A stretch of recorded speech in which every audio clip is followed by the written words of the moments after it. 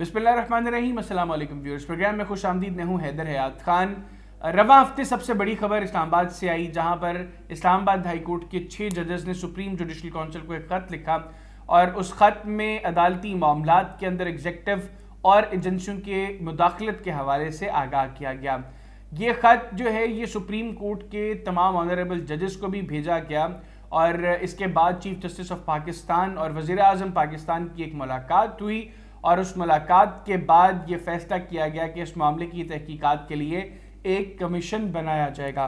Programme में इसको discuss करेंगे।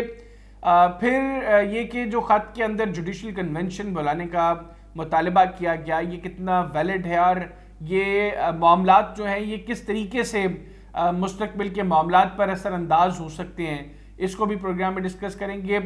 एक और अहम मामला, सुप्रीम कोर्ट ऑफ पाकिस्तान ने सिविलियंस के जो केसेस फौजी अदालतों में चल रहे हैं उसमें महफूज फैसलों को सुनाने की मशरूत इजाज़त भी दे दी है, तो इसको भी प्रोग्राम में डिस्कस करेंगे। और इसके लिए प्रोग्राम के पहले हिस्से में मेरे साथ मौजूद हैं पाकिस्तान पीपल्स पार्टी के मरकजी general secretary senator Syed Nayyar Hussain Bukhari साहब। बुखारी साहब, बहुत शुक्रिया आपके वक्त का। बुखारी साहब, वज़ीर आज़म और चीफ जस्टिस ऑफ पाकिस्तान की मुलाकात के बाद वज़ीर कानून आज़म नज़ीर तारिक साहब ने ये कहा है कि एक तो अदलिया की आज़ादी पर कोई समझौता नहीं होगा और दूसरा एक कमीशन बनाने का भी फैसला हुआ है।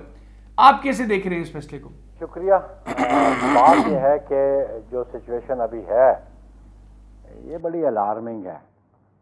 अलार्मिंग इन द सेंस कि जी एक स्टेट ऑर्गन जो है, जो जुडिशरी, उसके जजेस का इस किस्म का कंसर्न शो करना और इस किस्म की इंटरफेरेंस के बारे में बात करना, और फिर दूसरी साइड पे एग्जेक्टिव की अथॉरिटी, फिर एग्जेक्टिव की अथॉरिटी के नीचे जो काम कर रहे हैं उनका इंटरफेरेंस करना, तो ये बड़ी अलार्मिंग है। और फिर जब हम बात करते हैं कि जी आपके कॉन्स्टिट्यूशनल राइट्स जो हैं उनको कौन प्रोटेक्ट करेगा, तो वो तो सिवाय जुडिशरी के और कोई प्रोटेक्ट नहीं करता। जुडिशरी एक फॉरम होता है जहाँ पे कोई अथॉरिटी ट्रांसग्रेस करती है अपनी अथॉरिटी को, तो उसका चेक जो है वो जुडिशरी से होता है।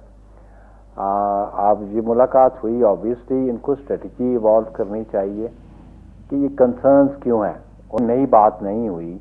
मेरा ख्याल है ये बहुत पहले से 2018 ऑनवर्ड भी एक जज साहब ने इसका इज़हार किया और अल्टीमेटली उनको जॉब से रास्ता दिखा दिया गया, और फिर अभी आके मौजूदा सुप्रीम कोर्ट ने उनको रिलीफ दी।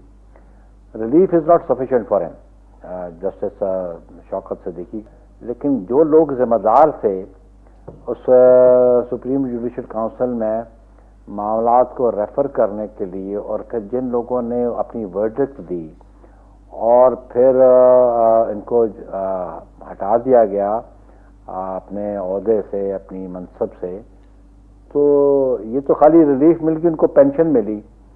और लेकिन जिन लोगों ने ज्यादती की उसके बारे में तो सुप्रीम कोर्ट ने कोई अपना मौक़िफ़ नहीं दिया, देना तो वो भी चाहिए था अल्टीमेटली, ताकि फिर कम अज़ कम मुस्तकबिल में आप रोक सकते हैं कि डेटरेंट इफेक्ट होता है उसको।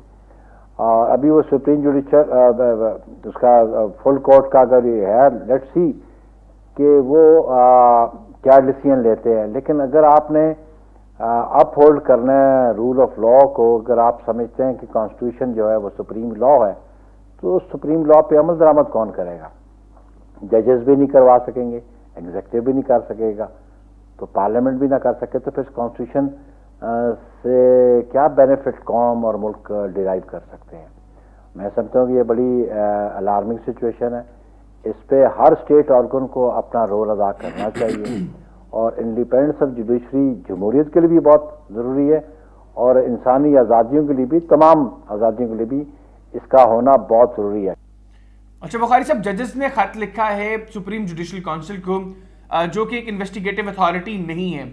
हुकूमत ने इन इल्ज़ामात की तहकीकात के लिए कमीशन बनाने का फैसला किया है।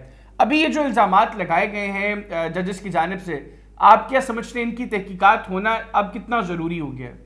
बिलाशुबा उन्होंने जो ख़त लिखा वो सुप्रीम जुडिशल काउंसिल को लिखा। आपने कहा कि वो फोरम, उस फोरम के जो हैं इख्तियारात या उनकी मनसब क्या कर सकता है,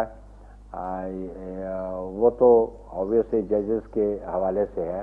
لیکن میری نظر میں یہ خط جو جانا چاہیے تھا یا تو جانا چاہیے تھا چیف جسٹس آف پاکستان کو، یا آپ یہ دیکھیں کہ جوڈیشل کمیشن ہے جو اپوائنٹنگ اتھارٹی ہے، جو ریکمنڈیشن دیتی ہے فار دی اپوائنٹمنٹ آف ججز ان دی سپیریئر کورٹس، اور وہ جوڈیشل کمیشن جو ہے وہ نام بھیجتا ہے پارلیمنٹری کمیٹی آن دی ججز اپوائنٹمنٹ، اور پھر وہ اپروو کرتی ہے۔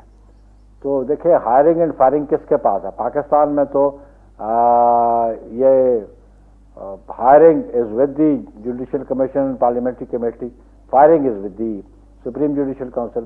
باقی دنیا میں ایون امریکہ میں بھی اپوائنٹمنٹس کو آپ دیکھ لیں، اور ایون ان انڈیا وہاں پہ بھی جو ہے نا وہ پارلیمنٹ امپیچمنٹ کرتی ہے ججز کی بھی، یا ان کو ریموول بھی پارلیمنٹ کرتی ہے۔ تو اب کیونکہ پارلیمنٹری کمیٹی ہے، میری نظر میں یہ تھا کہ ان 6 ججز کو یہ خط لکھنا چاہیے تھا جوڈیشل کمیشن آف پاکستان کو اینڈ پارلیمنٹری کمیٹی آن دی ججز appointment. Parliament is the forum where it should be debated and a parliamentary committee should be constituted. تو بخاری صاحب آپ یہ کہہ رہے ہیں کہ اس کے اوپر جوڈیشل کمیشن نہیں بلکہ پارلیمانی کمیٹی بنی چاہیے؟ آپ آرٹیکل 175 کو پڑھیں، 18th امینڈمنٹ کے بعد ججز کی اپوائنٹمنٹ کون کرتا ہے؟ 18th امینڈمنٹ سے پہلے تو پریزیڈنٹ کے پاس یہ اتھارٹی تھی۔ 18ویں ترمیم کے بعد آرٹیکل 175 میں امینڈمنٹس کی گئی، اور اس میں جوڈیشل کمیشن نام بھیجتا ہے سپیریئر جوڈیشری کے لیے، اور ان ناموں کو اپروول دیتی ہے پارلیمنٹری کمیٹی۔ تو آپ پارلیمنٹ کو نہیں سمجھتے کہ وہ اسٹیٹ آرگن ہے، اور پارلیمنٹری کمیٹی کو یہ اختیار اگر اپوائنٹمنٹ کا ہے تو ان معاملات کو پراپ کرنے کا بھی ان کے پاس ہونا چاہیے۔ اچھا بخاری صاحب یہ بھی بتائیے گا کہ سپریم کورٹ آف پاکستان نے فوجی عدالتوں میں جو محفوظ فیصلے ہیں ان کو سنانے کی مشروط اجازت دے دی ہے۔ اس وقت بھی 9 مئی کے تقریباً 105 ملزمان جو ہیں ان کے کیسز فوجی عدالتوں میں چل رہے ہیں، اور وہ فوج کی تحویل میں ہیں، اور اب ان کو سزائیں دینے کا جو ہے وہ اس سلسلے کا آغاز ہو جائے گا۔ کیسے دیکھ رہے ہیں آپ اس فیصلے کو؟ آبویسلی دیکھیں جی، وہ تو خیر سیولینس کا ٹرائل فوجی عدالتوں میں نہیں ہونا چاہیے۔ Then you need to amend the army act also, اس لیے کہ یہ جو آرمی ایکٹ 1954 کا ہے، جو اس کی سیکشن 2A ہے سم تھنگ لائک دیٹ، ابھی تو اس میں اس کی ڈیفینیشن کو ایگزامن کیا جائے کہ ان کی ڈومین کیا ہے، ان کی جورسڈکشن کہاں تک ایکسٹینڈ کرتی ہے۔ Why don't you amend that law جس کے ذریعے یہ مقدمات درج ہوئے ہیں سیولینس کے حوالے سے؟ پہلی بنیادی بات تو یہ ہے کہ جو ہیومن رائٹ آرگنائزیشن ہے، they must approach the parliamentarians, they must approach the political parties, ان کی لیڈرشپ کو۔ پہلی بات تو یہ ہے۔ سیکنڈلی جو انہوں نے کہا، آبویسلی آپ لاسٹ میں دیکھ رہا تھا کہ جی ورڈکٹ اناؤنس نہ کی جائے، ارسپیکٹو ورڈکٹ میں وہ ایکویٹل ہے یا کنوکشن ہے۔ اب انہوں نے کہا جن کو آپ نے ایکویٹل کرنی ہے ان کو تو آپ ریلیز کر دیں، جن کی کنوکشن ہے ان کو نہ کریں۔ سو آبویسلی یہ دیکھ لیں، اس کو میں سمجھتا ہوں کہ بنیادی بات ہے یا تو پھر لا کو آپ امینڈ کریں، لیکن اگر ایگزسٹنگ لا میں اگر کوئی ایسا کرائم کمٹ کرتا ہے کہ جو اس کی ڈیفینیشن کی مد میں آتا ہے تو پھر آبویسلی اس کا ٹرائل ادھر ہی ہوگا۔ تو you need to rethink all these things کہ آپ اس لا کو امینڈ کرنا چاہیں گے کہ نہیں چاہیں گے، یا امینڈ کریں گے تو کیسے امینڈ کریں گے۔ تو یہ بات بہت ضروری ہے، لیکن میں سمجھتا ہوں کہ کسی بے گناہ کو بلا وجہ قید میں نہیں رکھنا چاہیے۔ اگر اس کے خلاف کیس اسٹیبلش نہیں ہوتا تو اس کو ریلیز کرنا چاہیے، اس کو ایکوٹ کرنا چاہیے۔ لیکن بڑا رائٹلی آبزرو کیا بینچ کے ایک ممبر نے کہ جن کے خلاف کیس نہیں بنتا ان کو تو ریلیز کر دیں۔ اگر سے فار ایگزامپل ایک اٹارنی جنرل نے کہا جی ایک ضابطہ ہے 382 CRPC کا کہ بینیفٹ ان کو ملے گا، اگر وہ جو سینٹینس ہے اس سے بیانڈ وہ ان کی ڈیٹینشن چلی جاتی تو کیا بینیفٹ ہے؟ تو یہ ایسے ایشوز ہے کہ جن پہ جوڈیشل مائنڈ اپلائی کرنے کی ضرورت ہے۔ بالکل ٹھیک، بہت شکریہ سید نیر حسین بخاری صاحب، آپ نے پروگرام کے لیے خصوصی طور پر وقت نکالا۔ ناظرین، پاکستان پیپلز پارٹی کے سینئر رہنما اور مرکزی جنرل سیکریٹری سید نیر حسین بخاری صاحب ہمارے ساتھ موجود تھے، ان کی گفتگو آپ نے سنی۔ آج کے پروگرام سے اتنی، اگلے پروگرام تک کے لیے مجھے اور میری ٹیم کو اجازت دیجیے، اللہ حافظ۔ پاکستان زندہ باد۔